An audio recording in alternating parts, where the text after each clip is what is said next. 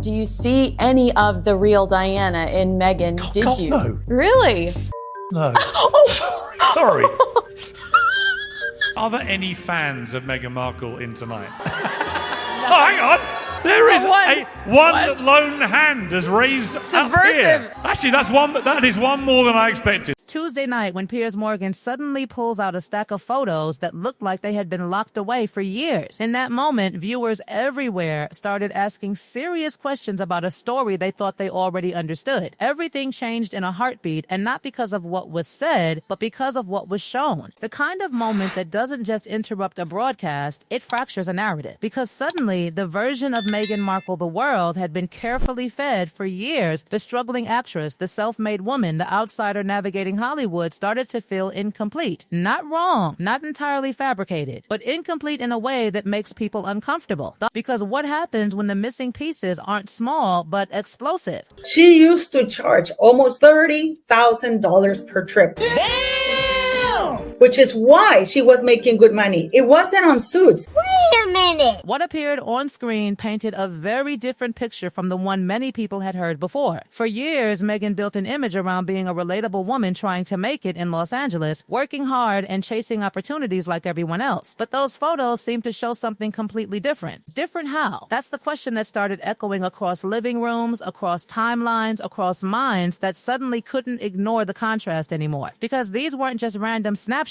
They felt curated, but not by her. They felt like evidence, not memories. And when an image contradicts a story, people don't just notice, they dig. Back in her early days, she was totally reliant on Soho House to pay for her travel, to pay for her accommodation. Instead of a life centered on everyday struggles, they highlighted connections to exclusive events, influential circles, and high-profile gatherings that most people never get near. What really got people talking was that these connections rarely seemed to appear in the interviews where she discussed her rise to fame. I don't want to be doing another bloody statement on Meghan Markle. And that's where the tension begins to tighten. Because it's not just about wealth or access, it's about timing. When did these connections begin? Who introduced her? And why were they never fully part of the story? The silence around those questions didn't feel accidental. It felt strategic, almost like certain chapters were edited out before the world ever got to read them. I don't want to be doing another bloody segment on Meghan Markle and Harry. And then the rest of it was, all the racism claims turned out to be bullshit. The mental health claims were all of it was bullshit. Designed to damage and attack the royal family, the monarchy, and all. Once a Soho House basic bitch, always a Soho House basic bitch.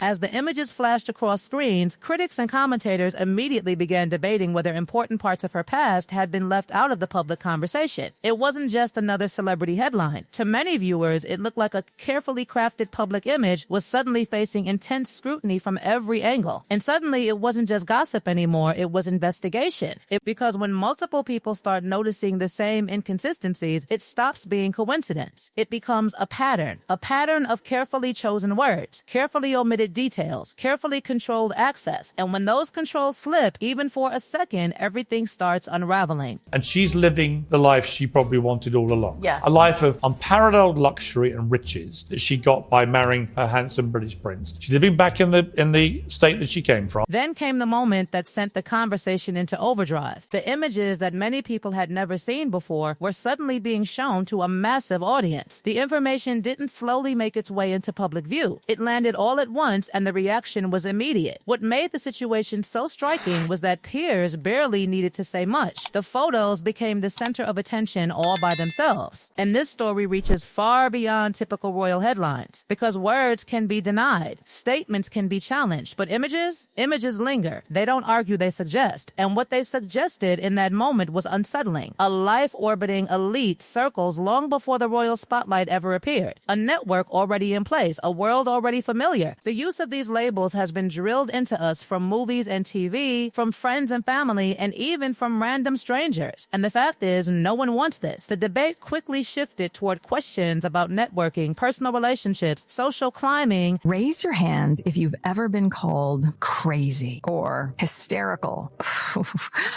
Or what about nuts, insane, out of your mind, completely irrational? I don't think that men can control crazy women. The use of these labels has been drilled into us from movies and TV, from friends and family, and even from random strangers. And the fact is, no one wants this. And whether certain parts of Meghan's history had been presented differently over the years. Supporters and critics alike rushed to examine every detail, looking for clues that might explain the bigger picture. And that word networking suddenly carried a different weight, because networking can mean ambition, or it can mean access. And access changes everything. It opens doors others don't even know exist. It creates opportunities that don't show up on resumes. And it raises one dangerous question. Was this really a rise, or was it a transition between circles? Wasn't there some speculation that she was on Yacht at one point in time? There was like photos with her and Prince Andrew way back in the day when she was like in her early 20s. This is what Meghan has been doing. She's a piece of Klingon,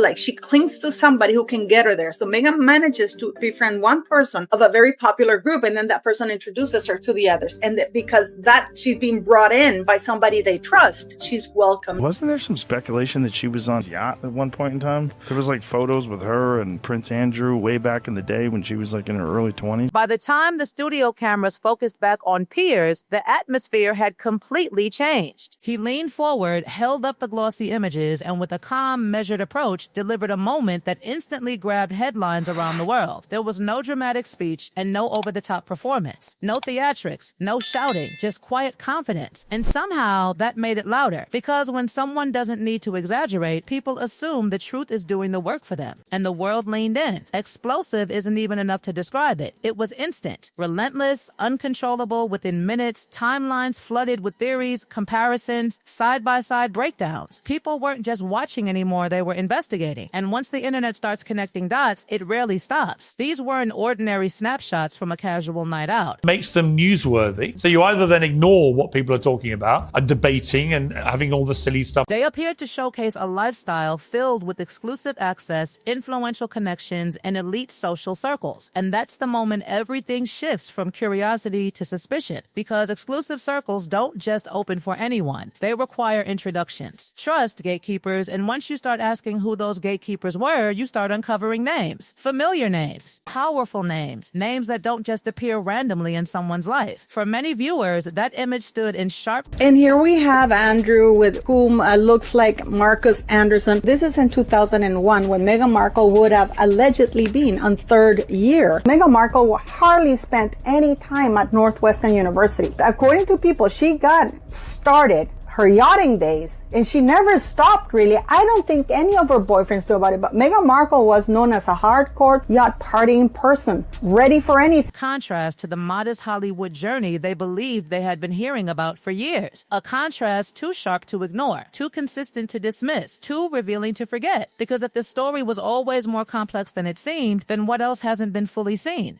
And more importantly, who knew? And just when it felt like the story had already revealed too much, it twisted again, because the deeper people looked, the more one name kept surfacing in the background like a shadow that refused to disappear. Marcus Anderson. Not in headlines, not in bold statements, but quietly, consistently, across timelines, locations, and pivotal moments that now seemed anything but random. He knows, and everybody all around the world, that you would want to know. The very rich, the very connected. Anybody who is anybody would be in Marcus Anderson's little black book. And he's never betrayed a confidence. He's never made a slip. Because this wasn't just a friend casually appearing in photos. This was someone embedded in the very environments those images were exposing. Private clubs, elite gatherings, closed-door events where access isn't earned overnight, it's granted. Carefully, selectively. And once people noticed how often his presence aligned with key turning points in Meghan's life, the question shifted from what happened to who made it happen. Because proximity is power. And in worlds like these, introductions are currency. Doors don't open because you knock, they open because someone inside already knows your name. So how early did those introductions